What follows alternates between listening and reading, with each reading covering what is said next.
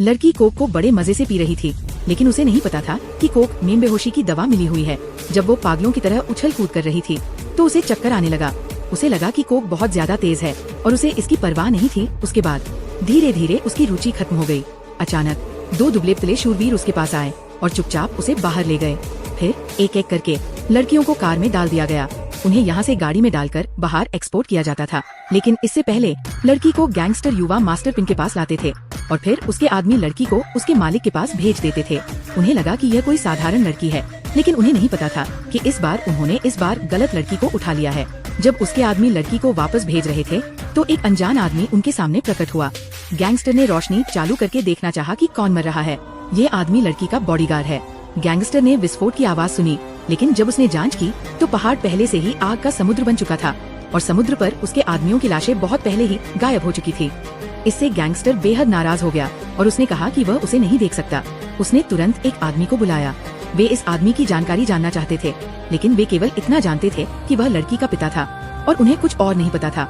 वे वास्तव में चाहते थे कि वो पहले अपने पिता को सूचित करे, लेकिन गैंगस्टर ने ऐसा नहीं किया। उसने उसकी बात नहीं मानी और खुद ही उस आदमी के परिवार को मारने की योजना बनाई। लड़की एक आपदा के बाद पीछे रह गई थी। आखिरकार उसे समझ में आ गया कि उसके पिता पहले उसके साथ इतने सख्त क्यों थे। तब से उसने अपने पिता को हर समय अपने साथ रहने दिया। हर दिन जब वो आदमी अपनी बेटी को लेने घर आता तो उसे तुरंत कुछ महसूस होता, क्योंकि आमतौर पर इस समय उसकी देखभाल करने के लिए एक नानी होती। लेकिन आज का दिन डरावना था। वह बहुत सावधान था, लेकिन जब उसने दरवाजा खोला तो उसने पाया कि गैस पाइप फटने वाला था। इससे पहले कि वह कुछ कर पाता, अचानक कई ग्रेनेड खिड़की से आ गिरे। उसने इसके बारे में नहीं सोचा और तुरंत बेटी को अपनी जान बचाने के लिए भागा, लेकिन वह अभी भी भागने में सक्षम नहीं हो सकती थी। उसी समय उसकी माँ को उसी दिशा में आ रही एक कार ने टक्कर मार दी और वो उड़ गई। वह कई 100 मीटर तक पहाड़ से नीचे लुढ़कती रही। लगातार 2 विस्फोट हुए। रहस्यमय आदमी की तस्वीर गैंगस्टर के पिता जॉन को भेजी गई थी। हालांकि जब जॉन ने पलटकर तस्वीर देखी तो उसे लगा जैसे उसने कोई भूत देख लिया हो। उसे यहाँ तक लगा कि वह नर्क में वापस आ गया है, क्योंकि सामने वाला व्यक्ति उसके पीछे पड़ा हुआ था। वह एक ऐसा भूत था जिससे सभी गैंगस्टर डरते थे। ये अंडरकवर रॉ एजेंट था। चौंक कर उसने फोन उठाया और अपने बेटे को फोन किया। जैसी कि उम्मीद थी, उसके आदमियों ने बहुत देर तक तलाश की थी, लेकिन फिर भी दोनों के शव नहीं मिल पाए थे। इस समय वह आदमी अपनी बेटी को भूमिगत सुरंग के पास ले गया था, पहाड़ के दूसरी तरफ। अभी कुछ देर पहले ही वह और उसकी बेटी बेसमेंट में कूदे और एक सेक्शन पार कर गए। इस समय वे सड़क किनारे एक दुकान में आराम करना चाहते थे, लेकिन टीवी पर फिर से इसे देखने के बाद उन्हें बहन की बुरी तरह रोने की आवाज सुनने की उम्मीद नहीं थी। दोनों तुरंत बेहोश हो गए। उन्होंने एक दूसरे को गले लगाया, लेकिन इससे पहले कि वे कुछ प्रतिक्रिया कर पाते, हिंसक और क्रूर लोगों का एक समूह आया और उन पर हमला कर दिया। वह आदमी अपनी बेटी को पकड़े हुए तेजी से पहाड़ी से नीचे खिसक गया। उन्होंने देखा कि एक एक के बाद एक लोग उनका पीछा कर रहे थे, लेकिन उन्हें पता नहीं था कि क्या हो रहा है।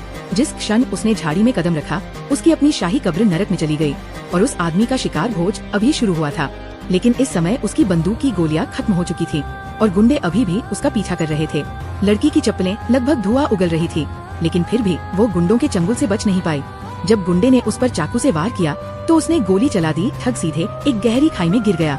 मुझे लगा कि लड़की को बचाया जा सकता है, लेकिन मुझे उम्मीद नहीं थी कि जब वो नाव से नीचे गिरेगी तो वो गुंडा अपने दूसरे हाथ से लड़की की पीठ को कसकर पकड़ लेगा। जैसे ही लड़की नाव से टकराने वाली थी, एक बड़ा हाथ आया। सुरक्षा कर्मियों ने अचानक उसे महत्वपूर्ण क्षण पर कसकर पकड़ लिया। लड़की के साथ रहने वाला व्यक्ति लड़की का पिता था, जो ठीक समय पर आ गया और उन्हें अधिक धन्यवाद दिया जाना चाहिए। वह महिला जो कुछ ही दूरी पर चल रही थी, लेकिन अजीब बात यह थी कि उन दोनों की वास्तव में मुलाकात हुई थी, जो उस आदमी के पास कभी था। और इस बार उसके बेटे की निजी हरकतों ने उसे बहुत क्रोधित कर दिया। वो घर पर कुत्ते को पीटने वाले बार का इस्तेमाल खुद को पागलों की तरह पीटने के लिए करता था, जैसे कुत्ते को पीटना। वह इस राक्षस के साथ उलझने के बजाय अपने बेटे को खोना पसंद करेगा, जिसे क्लास लीडर कहा जाता था, क्योंकि वे नहीं जानते थे कि ये कितना भयानक है। ये आदमी था 10 साल पहले। राम एक अंतर्राष्ट्रीय एजेंट और कुशल योद्धा था, जो दुनिया भर में सभी प्रकार के असंभव कार्यों को अंजाम देता था। लेकिन आज वह एक बार फिर मंत्री के बेटे को बचाने के मिशन पर था। जॉन पूरी तरह से पागल हो गया, लेकिन राम लुटेरों को जानता था, लेकिन उसे पछतावा भी था। वह ये था कि लुटेरों ने मरने से पहले बच्चे को गोली मार दी थी, और जो हुआ वह इससे भी अधिक असहज बात यह थी कि उनके बच्चों की माताएं वास्तविकता को स्वीकार नहीं कर सकी और आत्महत्या कर ली। उस क्षण से वह गहरे आत्मदोष में डूब गया। वह दिन भर शराब पीकर खुद को सुन कर लेता था, लेकिन इसके कारण अपने पापों का प्रायश्चित करने और उसी त्रासदी को फिर से होते नहीं देखना चाहता था।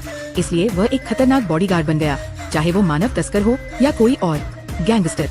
जब तक वह कोई अपराधी था जिसने कानून का उल्लंघन किया था, वह उनमें से कोई नहीं होगा। वह एक अग्नि छेद से गुजरा और सिर्फ 1 साल में शहर के अपराधियों में शामिल हो गया। वो गैंगस्टरों का दुस्वप्न था। असली चेहरा वही था जिसे उसने अतीत में मोटा किया था। 3600 से ज्यादा लोग राम ने मार डाला। वह जानता था कि राम को रोकने के लिए केवल एक ही रास्ता था, और वह था कि सभी उससे मदद की भीख मांगे। केवल राम के चरणों में रहने से ही वह बच सकता था। इस बिंदु पर अंततः भूत रुक गया। राम दुनिया में छुप गया था, लेकिन जॉन की गलती ने इस भूत को फिर से दुनिया में वापस ला दिया। पिता के पास अपने बेटे को पहले छिपाने के अलावा कोई विकल्प नहीं था, और वह चुपचाप ये सब सहन करता रहा। और फिर ये तो सभी जानते हैं कि राम उसकी बहन, उसके दूसरे बेटे डेंसी का हत्यारा है। उस रात एक रहस्यमय आदमी इस गैंगस्टर बैंक्सी के घर आया। वह उसका गर्मजोशी से स्वागत करना चाहता था, लेकिन जब उसने उसका चेहरा देखा तो वो तुरंत अपना दिमाग खो बैठा। और जब वो उसे गोली मारने वाला था तो उसने अचानक बिजली आउटेज के क्षण में रहस्यमय आदमी ने एक पागल नरसंहार शुरू कर दिया। इस समय गैंगस्टर को वास्तव में भूत से डर महसूस हुआ और उसने कानून की भीख मांगी। लेकिन राम ने एक बार रेतीले रास्ते पर चलना शुरू कर दिया। सीरम की कुरूपता का तो जिक्र ही नहीं किया। हालांकि जैसे ही राम कार्रवाई करने वाला था, तोरान दौड़कर अंदर आ गया। देखते ही देखते सैकड़ों हथियारबंद बदमाशों ने उनके समूह को घेर लिया। पता चला कि वे वास्तव में घात लगाए बैठे थे। स्थिति असामान्य हो गई। मैं अगले पल के बारे में नहीं जानता। अजीब बात यह है कि राम भागने के लिए नहीं बैठा, बल्कि गैंगस्टर को मार दिया। जो बात उसे और भी हैरान कर गई वो ये थी कि जब उसने बुलाया तो गैंगस्टर न केवल पीला पड़ गया, बल्कि उसने उसे तुरंत जाने दिया। न केवल इसलिए था क्योंकि गैंगस्टर इस भूत से डरता था, लेकिन इससे भी महत्वपूर्ण बात यह है कि उसका बेटा इस समय पहले से ही राम के हाथों में था, क्योंकि इस अवधि के दौरान वह गैंगस्टर के छिपने के स्थान में घुस गया। इस कदम से न केवल गैंगस्टर बहुत उदास हो गया, बल्कि उसने ये भी देखा कि उसके बेटे को बुरी तरह पीटा गया था। गैंगस्टर के पास राम के सामने घुटने टेकने के अलावा कोई विकल्प नहीं था, जैसा उसने पहले किया था, और राम की सजा स्वीकार की थी। ये इतना आसान नहीं था। राम की क्षमा पाना आसान था, जब तक कि एक व्यक्ति गैंगस्टर के पीछे से आगे नहीं आया, और ये व्यक्ति राम की बहन की माँ थी। ऐसा हुआ कि फोटो देखने के बाद उसने तुरंत अपने आदमियों को अपनी बहन को कार से बचाने से रोक दिया। वो जानता था कि यह उसकी एकमात्र जीवन रेखा थी, और उसे उम्मीद थी कि राम दया दिखाएगा और उसके बेटे को छोड़ देगा। राम को सहमत देखकर गैंगस्टर ने आखिरकार राहत की सांस ली। लेकिन इस समय राम ने जमीन से एक मौत का थैला निकाला और फिर उसे गैंगस्टर के सामने रख दिया। जब गैंगस्टर ने देखा कि यह उसके बेटे का सिर था, तो वो पूरी तरह से चौंक गया। उसने कहा, मैं उसे नहीं जानता था कि यह उसके बेटे का सिर है। वो गिर पड़ा, और उससे भी अधिक निराशाजनक बात यह थी कि जब उसने अपने बेटे को छूने के लिए हाथ बढ़ाया, तो उसके छूते ही उसका बेटा खून से लथपथ हो गया। उसका सिर भी नहीं बचा था। इस समय किसी दूसरे गैंगस्टर ने उनकी मौत के लिए हजारों सशस्त्र गुंडों को भेजा, लेकिन वे नहीं जानते थे कि जिस क्षण वे दरवाजे में प्रवेश करेंगे वह एक चर्च बन जाएगा। ये वो समय था जब गैंगस्टर राम की बहन को मारना चाहता था, लेकिन जब उसने पलट कर देखा, असली अंत देखने के बाद उसे लगा जैसे उसने एक पल में अपनी आत्मा खो दी हो, और वह भय की एक अदृश्य भावना से दबा हुआ था। इसके अलावा उसने अभी अभी एक हत्या की चाल चली थी और पहले से ही अपनी किस्मत जानता था। तुम्हारे सामने उसके पास बिना दोहराए गठबंधन बनाने का केवल एक ही मौका था।